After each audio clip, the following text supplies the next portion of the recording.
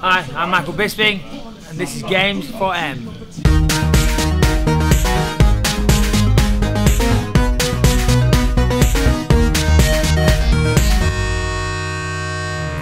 In this show, not only will we be reviewing UFC Undisputed 2010, but we'll also be talking to two of the UK's biggest MMA stars, Michael Bisping and Ross Pearson, and asking them what they think of the game. So, you want to be a fighter? It's not just how hard you hit. Or how fast you can move. It's about getting up earlier, training harder. And pushing yourself more than the other guys. So, you want to be a fighter? Ow, you fucking prick! Well, maybe if he's some sort of martial arts powerhouse who feels absolutely no pain as his nose gets smashed across his face for the millionth time. But if you're like a lazy ass couch potato like me, well, you're going to have to find a less physical way in which to hand out your ass kickings. Luckily for internet cage fighters like us, THQ has just released the latest installation of the UFC Undisputed series, in what's looking like it's going to become a yearly updated franchise. So how does UFC Undisputed 2010 shape up? And is it worth the upgrade from the 2009 edition? Here's our review.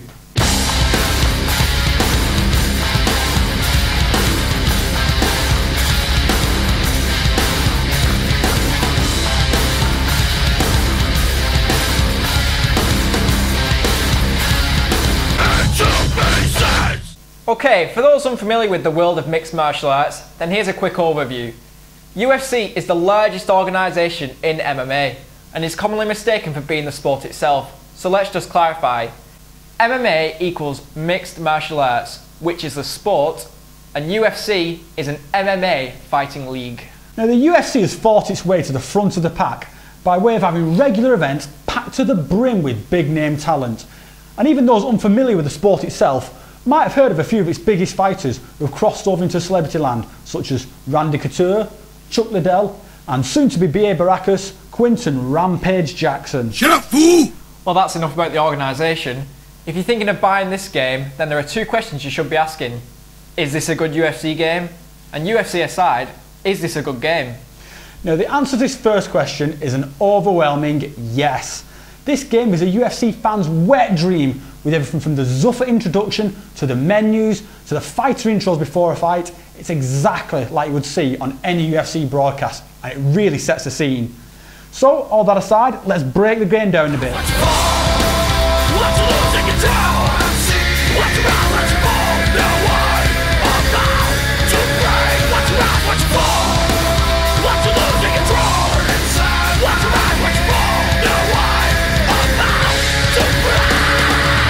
The graphics are good, not brilliant, but good enough. The fighters are a good match for their real life counterparts, and movements and stances are individualised, so that the fighters don't just feel like reskinned versions of each other, which was one of the main gripes with 2009. Overall, the game looks good enough, and has that final layer of polish on the visuals that its predecessor lacked.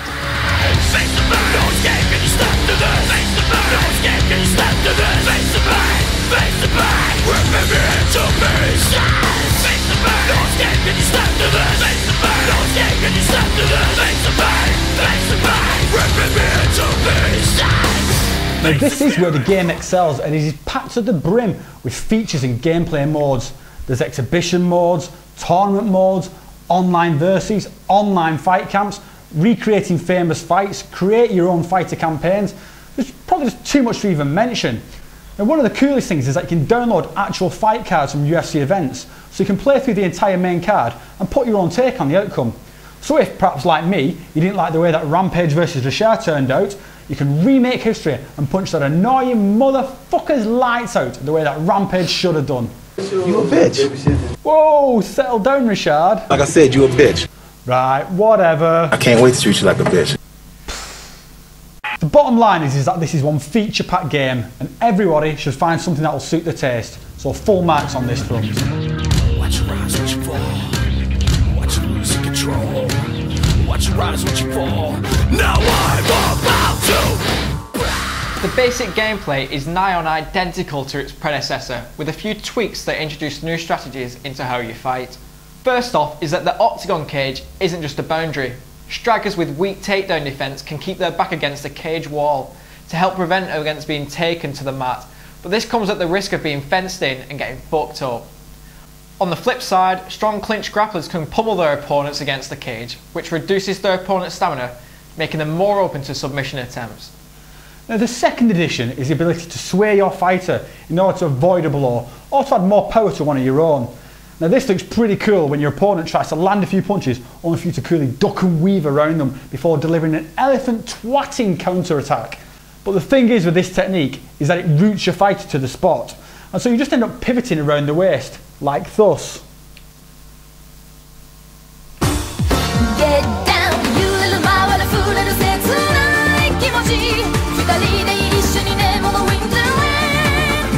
whoa, whoa, whoa. Not no, not no. Go on. Now, one thing that's missing from the gameplay that I would have liked to see is the option to wade into your opponent with a flurry of punches. In reality, this is how a lot of striking in the UFC tends to play out, with one fighter waiting for an opening before unleashing a massive forward momentum of punches. The downside being that if you miss, then it leaves you open and tired. Now it's worth mentioning that the roster of fighters in this game is absolutely fucking huge. I mean, this coupled with the game's various new fighting styles make this a significantly better fighting game than UFC Undisputed 2009. So in my opinion, if you're a fan of the original, then UFC 2010 is definitely worth the upgrade.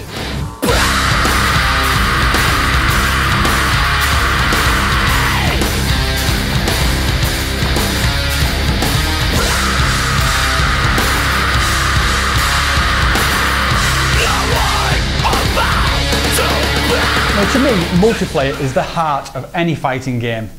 I mean, you just cannot beat facing off against a human adversary, and doing so inevitably makes you a better player. Now offline UFC 2010 is great, but once you try and take the game online, then what should be ass-kicking fun turns into internet hell. Take a good long look at this screen, because if you want to play UFC 2010 online, then this is going to be your new best friend, and it fucking sucks. This brings me back to the second of my opening questions.